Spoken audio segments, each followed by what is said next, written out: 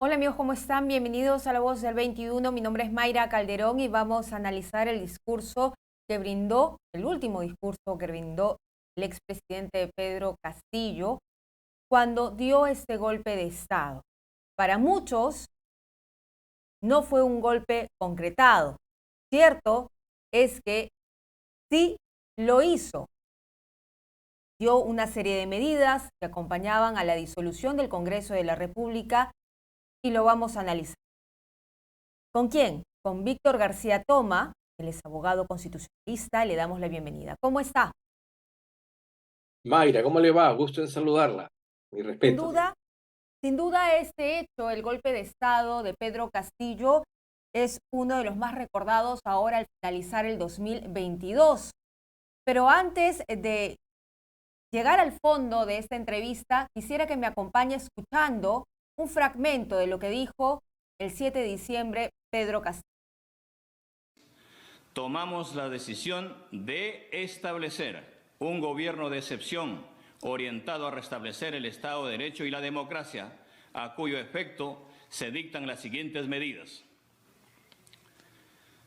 Disolver temporalmente el Congreso de la República e instaurar un gobierno de emergencia excepcional. Convocar en el más breve plazo a elecciones para un nuevo Congreso con facultades constituyentes para elaborar una nueva Constitución en un plazo no mayor de 9 meses. A partir de la fecha y hasta que se instaure el nuevo Congreso de la República, se gobernará mediante decretos ley.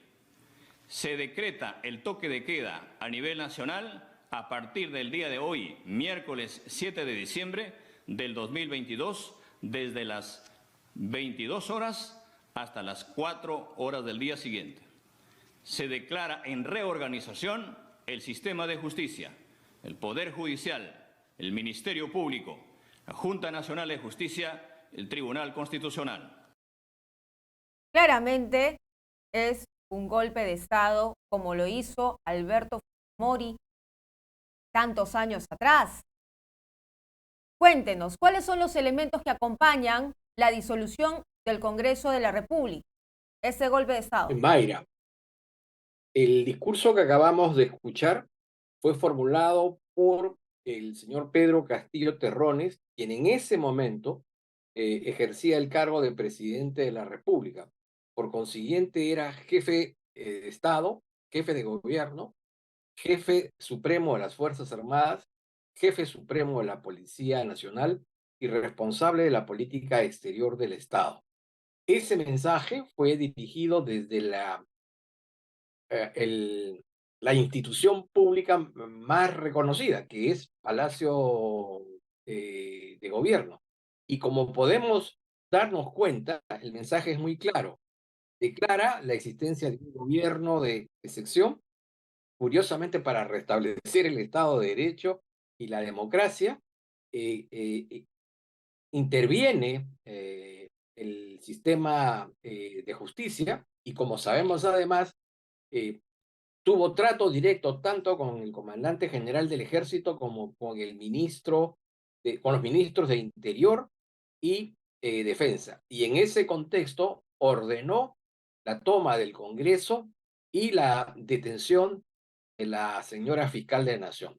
Entonces, no hay ninguna duda de que se trata de un golpe de Estado en su modalidad de autogolpe, ¿no? Felizmente para la nación, como sucedió también con Guatemala en el año 93 con el caso del expresidente el presidente Serrano Elías, este golpe de Estado no tuvo ni el respaldo de las Fuerzas Armadas, ni tuvo la condescendencia de los medios de comunicación, de los grupos empresariales.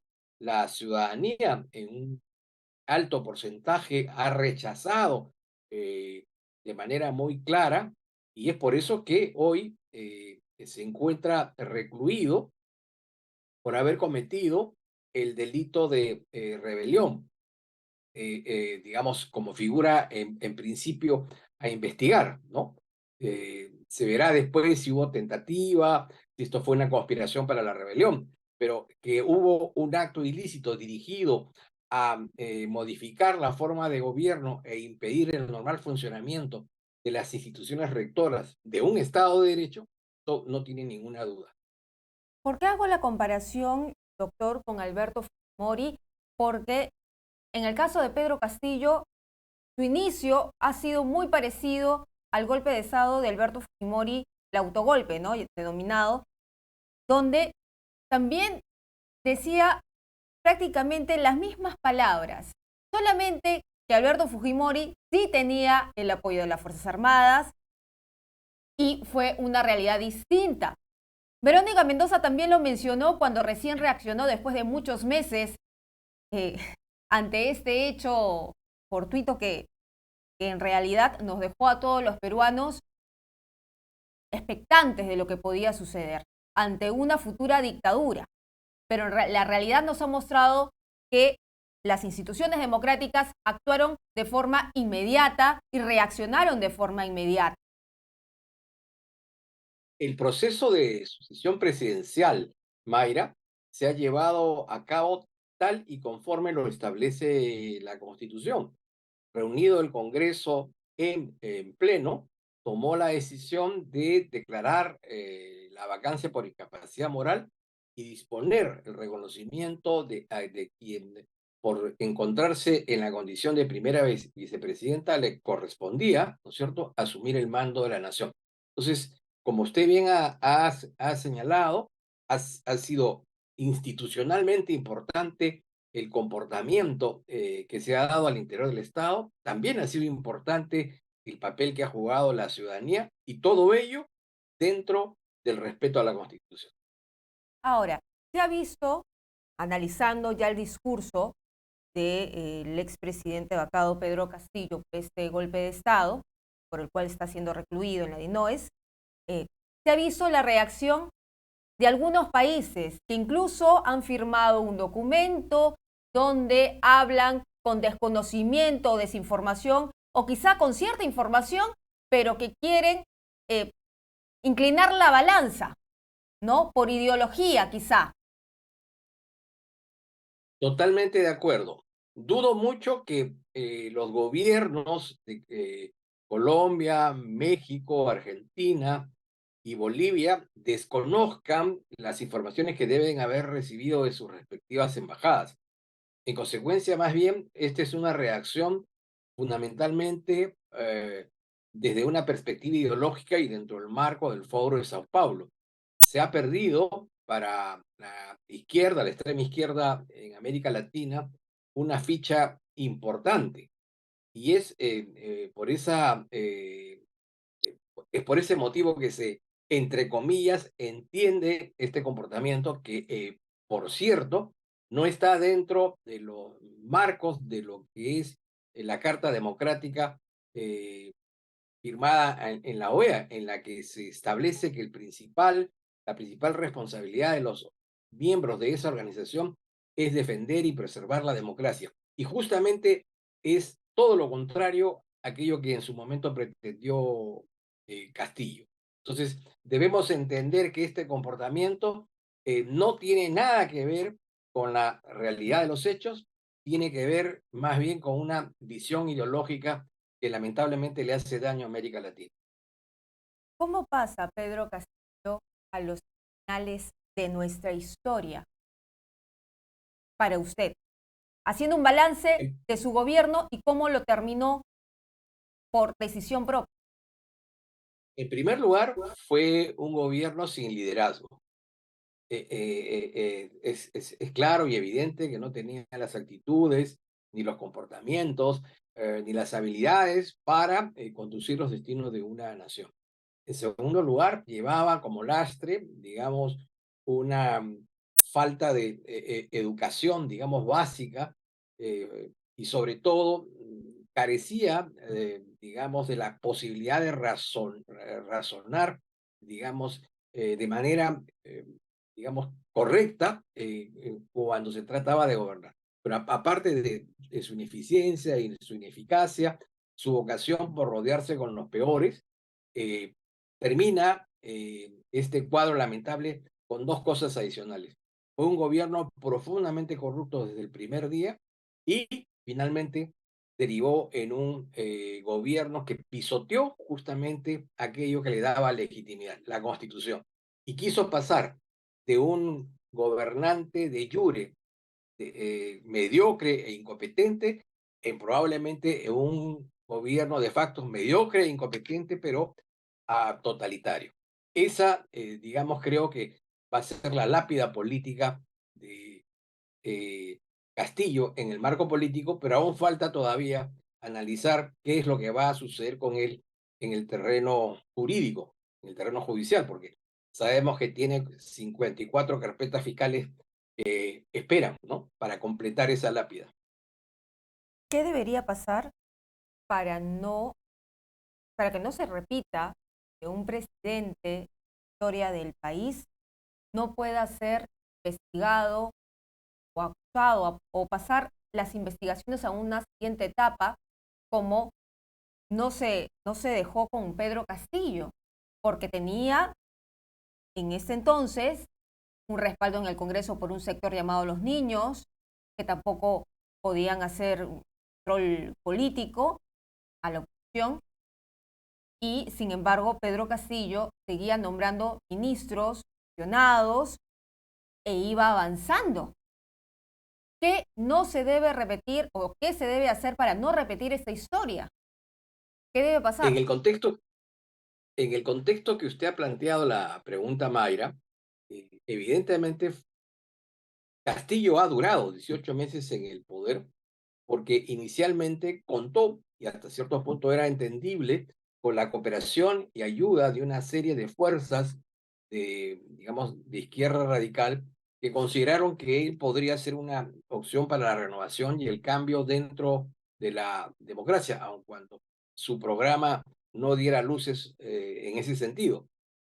Podría entenderse ese apoyo inicial, pero cuando el Estado se convirtió en una repartija de puestos, de obras, de negociados, muchos de los miembros de esas organizaciones políticas participaron y mantuvieron, digamos, un apoyo importante desde el Congreso, justamente ya por razones de carácter personal. A eso se va a agregar la presencia de congresistas eh, que abandonando sus posiciones ideológicas, que se suponían eran posiciones de oposición y democrática, se dejaron, digamos, se entregaron a la compra y venta de votos para, a través de este respaldo convenido, el gobierno se sostuviera. Y por último, el silencio de muchos. A lo largo de estos 18 meses hay muchísimas voces que han callado, no han expresado ninguna crítica y aún incluso ahora se niegan, digamos, a tomar una posición. Pero el tema, creo, Mayra, es más de fondo. Eh, Creo que hay que mejorar, por supuesto, las reglas del sistema. Los partidos deben preocuparse por mejorar sus cuadros, pero fundamentalmente, en el caso de la ciudadanía, no debe caer nuevamente en la trampa de votar, digamos, sin tener conocimiento de a quién elegimos y qué es lo que propone esa persona a quien elegimos y sobre todo no permitir que finalmente los procesos electorales se conviertan en blanco y negro. Es la suma de factores como la división, el revanchismo, ¿cierto? El odio eh, y la falta de responsabilidad para votar, porque allí está el germen de lo que ha sucedido, ¿no? Yo le agradezco que nosotros analizando el discurso del expresidente Pedro Castillo con el golpe de Estado, realmente lo llevó a cárcel. Muchísimas gracias. Gracias a usted, Mayra. Un gusto en saludarla. Bien. El expresidente Pedro Castillo se encuentra detenido por 18 meses con una prisión preventiva por el delito de tentativa de rebelión y posteriormente conspiración, además de abuso de autoridad. Pedro Castillo en estos momentos permanece en la DINOES, pero además quienes son investigados, quienes estarían acompañándolo en este delito sería Aníbal Torres, que tiene comparecencia con restricciones. Pero no solamente es Aníbal Torres, quien en ese momento fungía como uno de sus más cercanos asesores, sino también está Betsy Chávez como premier y también el exministro del Interior, Willy Huerta. Ellos dos se le tienen que hacer el antejuicio en el Congreso de la República para que puedan ser investigados por este delito de rebelión, que también los alcanzaría. Entonces, así es como ha terminado el gobierno del expresidente Pedro Castillo. Nosotros vamos a continuar